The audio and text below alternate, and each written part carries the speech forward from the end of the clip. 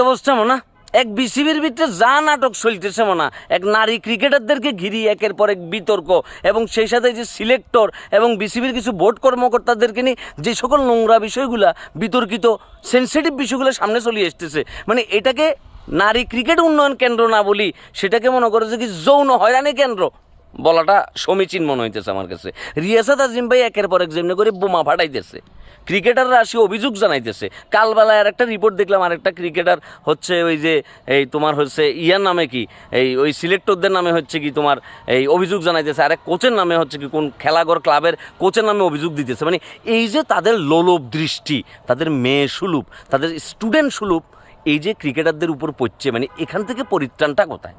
আমিনুল ইসলাম বুলবুল ভাই, পুরো বাংলাদেশের মানুষ সব কিছুর এগেনিস্টে যাই, সবার সাথে তর্ক বিতর্ক যুদ্ধ করি, আপনাকে কিন্তু বোর্ডের প্রেসিডেন্ট বানাইছে।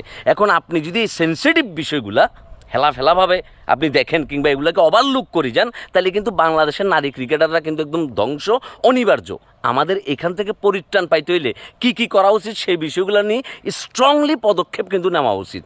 রিয়াসাত আজিম ভাই একের পর এক থলের বিড়ালরে কিন্তু খুঁজি বাইর করতেছে, থলের বিড়ালরে সামনে নিয়ে আসতেছে যে এই যে নারী ক্রিকেটারদের সাথে যে সকল নোংরা ঘটনাগুলো একের পর এক ঘটে যাইতেছে, এগুলা নেওয়া যাইতেছে না। এগুলা কোনো সভ্য ক্রিকেট ফ্যানরা এসব জিনিসগুলো সহ্য করতে পারতো না। বাবুরে তোমরা ক্রিকেট খেলতেছো, তোমাদের অ্যাজ এ দায়িত্ব, অ্যাজ এ ক্রিকেট হচ্ছে কি selector, as a board member, as a directorial team, ভাই তোমরা তোমাদের দায়িত্বটা পালন করো না। তোমরা এই মেয়ের বয়সী এই ক্রিকেটারদের সাথে তোমরা যৌন হয়রানিমূলক আচরণ করতেছো। মানে এখনও অনেকগুলো অভিযোগ একদম স্ট্রংলি অফিসিয়ালি প্রমাণিত হয় নাই, কিন্তু যে সকল আওয়াজ উঠছে কিছু রটে তো কিছু তো বটে, ঠিক আছে। এই যে কিছু রটে আর কিছু বটের ভিতরে মাঝখানে যে মনে করে যে ব্যাক কিছু বটি যাইতেছে, ক্রিকেটের চর্চাটা যে আর হইতেছে না, এনে যে নষ্টামি শুরু হয়ে গেছে, এই জিনিসটা থেকে আমরা আসলে পরিত্রাণ চাই।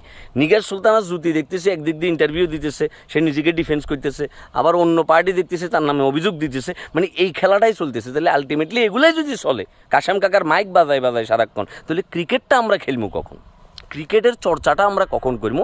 এই জিনিসটা আসলে বুঝতে পারতেছি না ভাইয়া। এমনি আমাদের ক্রিকেটের দুর্দশা, তার ভিতরে যদি দেশের ক্রিকেট নিয়ে এই ধরনের বদনাম হয়, আমাদের মেয়েরা যদি ক্রিকেট মাঠে সেফ ফিল না করে, তারা যদি প্র্যাকটিস টাইমে সেফ ফিল না করে, তারা যদি ড্রেসিং রুমেও কি সেফ ফিল না করে, তাহলে এই দেশে ক্রিকেট তো ডাইরেক্ট মরা গরু হয়ে গেছে। মানে এই দেশে ক্রিকেটের কোনো ভবিষ্যৎ নাই।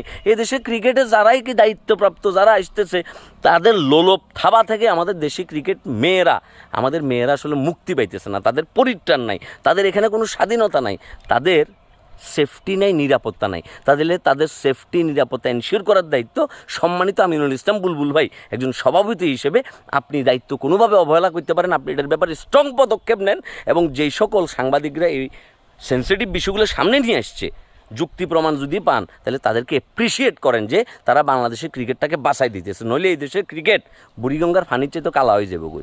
চরিত্র যাদের কথা শুনছি মাবুরে আর কিছু বলবার নাই, এগুলো একটু দেখেন প্লিজ।